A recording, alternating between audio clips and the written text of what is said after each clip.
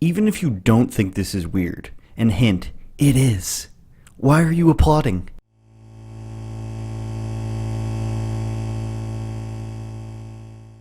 Welcome back to another episode of Andrew Says. I wouldn't lie to you, except for maybe this once. I am beardless, I am soulless, the light is bouncing off of my face, I feel like, because the beard is not here to absorb it. If you want me to keep the beard off, go ahead and donate to me on Patreon, just $1 a month.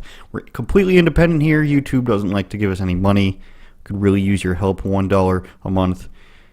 Patreon.com/Andrew Says. If you want to hate speech me, which is a new verb I'm inventing right now, then hit me up on one of these socials behind me, Instagram or Twitter, and tell me that the beard was stupid. Tell me that the beard is not stupid and you want to come back. Whatever. At CNN's Equality Townhall, they finally had to reap what they've been sowing for the past, 3-4 years, which is everyone's a victim perpetually. Everyone's sexuality is the best thing about them and the most important thing about them. And in general, it's a me, hashtag me attitude. That wasn't an Illuminati symbol, but this is. Lady Gaga and stuff. Jay-Z. It was funny, sad, and all of the emotions in between. Emphasis on sad, though. Chris Cuomo was pretty funny. CNN anchors squirmed. They said whatever they could to appease the crowd. They backtracked within seconds on some points. They told the crowd that they were amazing no matter what they did or what they said or how much they interrupted. It was really a landmark moment, I think, for CNN to just have everything they've been pushing explode in their face and make the whole night an entire disaster, where they still somehow come out as the evil people, even in a crowd and a sea of victimhood, an entire production of victimhood.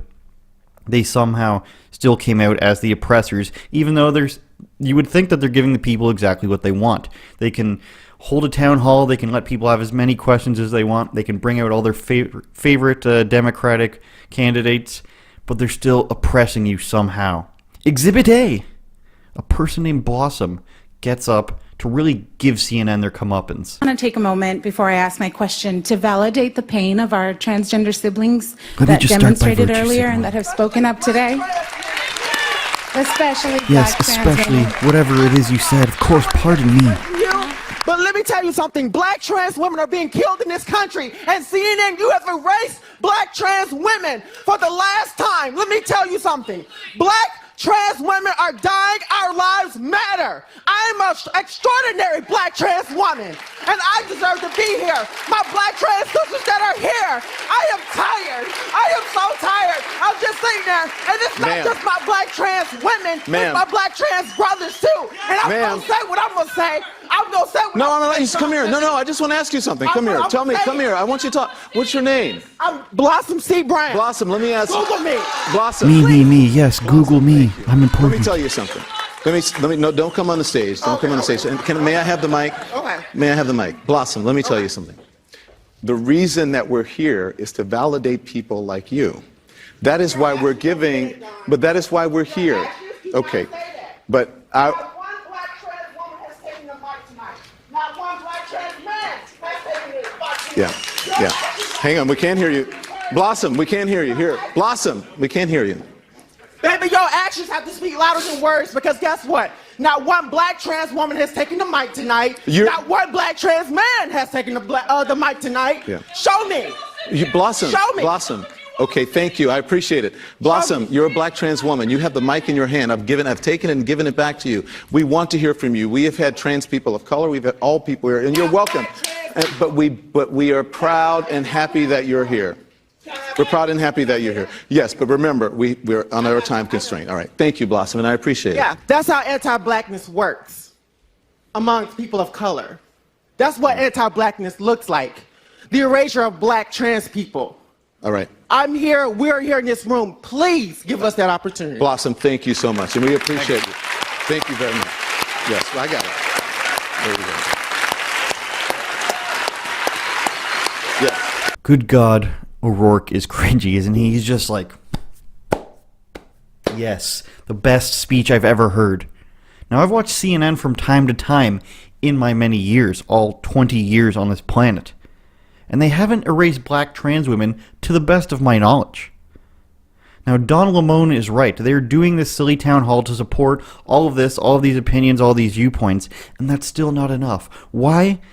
Because it's never enough until you fully give them all the power, until you hand them the keys and say, you're in charge of this, I was wrong. I may be a black gay guy. However, you're right, I'm wrong. I'm trying to erase this from you. Don gives her the microphone to say anything, and what does he get in return? He gets called anti-black by the end of it. He's saying he's trying to erase people that are trans and black. Now, let's just move right along here. There's a quick court case. We've got Exhibit B for you. That was the OK sign. Whoa, it can't be doing that either. Pastor Pete Buttigieg is on stage, the most religious man in the DNC, giving his opinions on all of this. And this is what happens. As I know you are aware, quick.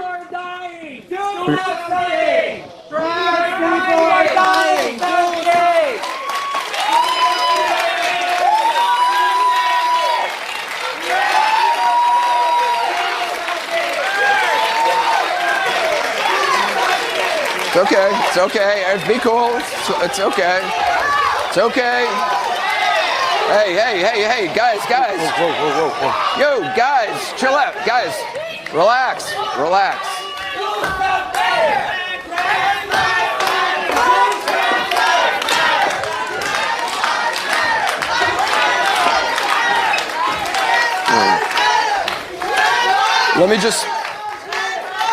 Let me just point out, there is a long and proud tradition in history in the gay, lesbian, and transgender community of protest, and we applaud them for their protest. And they are absolutely right. Anderson can't even say this without laughing. Angry and upset at the lack of attention, particularly in the media, on the lives of transgendered. I agree with you, ma'am. I'm not applauding. Yeah. All right. Mayor Buttigieg, thanks so much for being here. So did you catch that? Anderson said, we applaud them. And then 20 seconds later, he says, I'm not applauding. I'm not applauding right now. What are you talking about? He's a girl emoji where they go, eh? Just to shut them up because he knows it's ridiculous.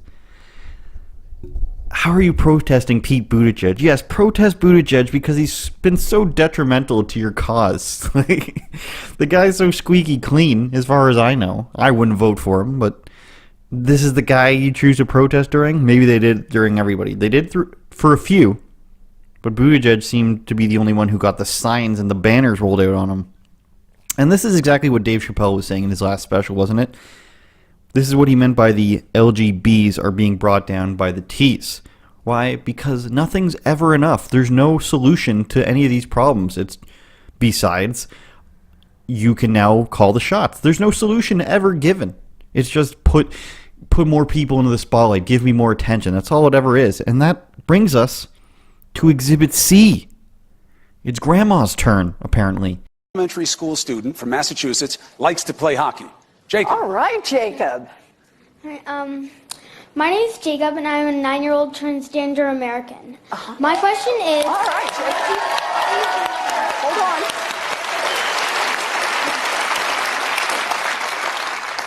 What will you do in your first week as president to make sure that kids like me feel safer in schools? And what do you think schools need to do better to make sure that I don't have to worry about anything but my homework? Oh, I like that question, Jacob. Now, adorable kid, and good question, relatively, don't get me wrong, but why are you applauding him even before he gets his question out? It's like the crowd and the supporters are so intellectually imprisoned that simply stating your sexuality or gender is the thing that gets the biggest applause. Yay! Yay, that's all that matters. So, it's no wonder that no one addresses the violence. It's because your entire movement from the start, and still is, agree with me based on my appearance, my identity, my sexuality, or else you're wrong. There's no time to get to these other topics when you can't get past calling people whatever name you want to call them instead of just saying their identity here. It doesn't make any sense to me. I'm getting lost in my own confusion about it. But there's no real time for conversation if you can't get past, my name is Andrew, I'm Tasmanian, and I'm a two-spirited YouTuber. Look up two-spirited if you don't know what that means. You can't talk about anything else if you're busy lambasting people, racist, sexist, transphobic, bigoted. I'm not even going to say what I was going to say, okay? But it had to do with whales. Figure that one out.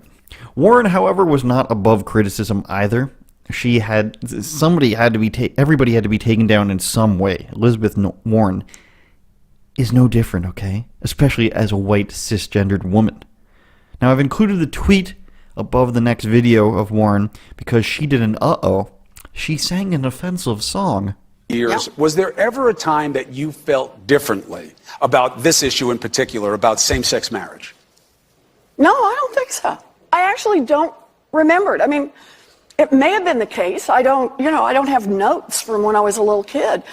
But I don't. And that's part of it. I mean, to me, it's about what I learned in the church I grew up in. First song I ever remember singing is, "They are yellow, black, and white. They are precious in his sight. Jesus loves all the children of the world." And to me... Can you sing it again? You bet. You want to harmonize with me on this? But to me, that is the heart of it. That was the basis of the faith that I grew up in. And it truly is about the preciousness of each and every life. It is about the worth of every human being.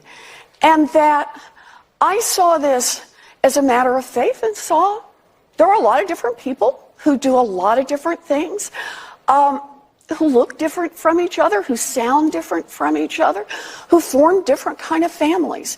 And I know that back in Oklahoma in those days, there weren't many people who were out. But the way I grew up, it was just gradual. It was the two ladies who lived together. And it was just a part of what we understood. So I cut it off a bit. Warren gives a detailed answer about why she is religious and has always been loving of everybody and can't remember when she was against gay marriage or anything like that. But no, you said the word yellow. I feel like I'm a preacher doing this. And she said yellow, and not black and white and brown. Those are all okay. No, but she said yellow, and we're allowed to call people black. We're allowed to call people white and brown. And they identify as such, and we all call ourselves that. But yellow, which I've never heard an Asian person call themselves, but obviously it's an old-ass song. That's racist, you guys. She can't even recall a song that she sang as a kid without being called racist. Oh, how far we've come. Now, last and certainly not least, you guys, I saved the best for last. It's Dear Sweet Christopher is Exhibit D. D comes after C, so Christopher, D, who knows? My beloved Frodo, how do you betray the family, Christopher? Or that's Godfather. You could go the other way, Sopranos. Christopher! I really wish I could do a Tony Soprano. What are you talking? What do you mean? I can't do it. I don't know. Always got to resort to Alex Jones. We're trying to get Frito out here. The deep state's got Christopher Frito under lockdown. He's trying to oppress us. He's trying to expose the deep state and the interdimensional aliens. They won't have it. CNN's blocking him. What do you mean their CNN's blocking him, Alex? I'm a Navy SEAL. Good to see you, Senator. Thank you for joining us. Appreciate it. How are you? And thank you, guys. And my pronouns are she, her, and hers. She, her, and her? Mine, too. Yay, your pronouns. There it is again. Kamala, you're so great. Let's go over it, though. You get an applause. These are the things you get an applause for. Stating that you're trans.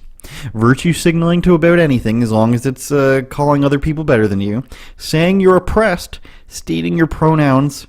You are literally rewarded for accepting their religious dogma, for saying the doctrine. You're repeating the doctrine of the of your religion here, and you were welcomed into the cult. You were rewarded with applause and all these positive feelings. Yes, your name is Jane now. We are all the Janes. I am Jane. You are Jane. We are all oppressed. But in the wonderful preaching of her pronouns, did you catch Chris Cuomo's very valid mistake here? Did you catch it? It was very disgusting what he did. Check it out again. And my pronouns are she, her, and hers. She, her, and her? Mine, too. How dare you, Christopher? How dare you make a joke and disrespect the family? You must apologize and save the family's dignity, Christopher. Please read. When Senator Harris said her pronouns were she, her, and hers, I said mine too. I should not have. I apologize. I'm an ally of the LGBTQ community, ++2R3, R2D2, C3PO, and I am sorry because I am committed to helping us achieve equality. Thank you for watching our town hall. This is just like an athlete after a game, just going through the motions of what's expected to them. This is what this apology is. Somebody apologizing just because that's what's expected of them, and just to get everybody off their back. So it's a lot like an athlete after a game. He's obligated to speak to the media and answer a couple questions, so he just says whatever. It doesn't make any sense, has no value to it. You know, she came out there, she said her pronouns, I decided to make a joke, probably shouldn't have done it, but what can you do? It's a rough game out there, we're always firing on all cylinders. You gotta do the right thing, try to get in the position, try to do your best to move it down the ice, and it's a two-way sport, just like the B and LGBT. You got to go both ways sometimes, and I just wanted to go out there and do the best that I could, but can't always do what you want to do, and sometimes you just got to apologize on Twitter. I put out my best apology. Sometimes it's not the best apology, but you do the best you can, and you just hopefully things go the way you want them to do, and you just look forward to next week. You got to just put your head down, be defensive, tweet as much as you can, and hope that things go your way next week. Okay? Alright, thanks. At this point, to use one of their own terms against them, this community is so toxic. It's just like when people get caught talking about China poorly, or in the way China perceives as poor. You speak wrong about China, you lose money, you lose your job, you're supposed to lose your career. If you were in China, you would. Luckily, we're across the ocean. You must speak positively about the emperor, that is this community, or else it's game over for you. And what's it all about? It's about power, just like China. If you speak truth to power, then that might create dissent. Give me the keys and let me drive, or else there shall be no car ride at all. It doesn't matter that I can't drive and that I don't have a license. You must say what I want. We must go where I want, just like China. You must agree with me or the entire trip is over. And just like China, you cannot speak out against it, or else you have been ostracized in advance. You know the feeling. Just like when Chinese people recently are talking about Hong Kong, they're asked if they like the Chinese government, and if the Chinese government ever makes a mistake. Does the LGBT community ever make a mistake? Does the trans community ever make a mistake? No, of course not. They're perfect and nobody ever does anything wrong.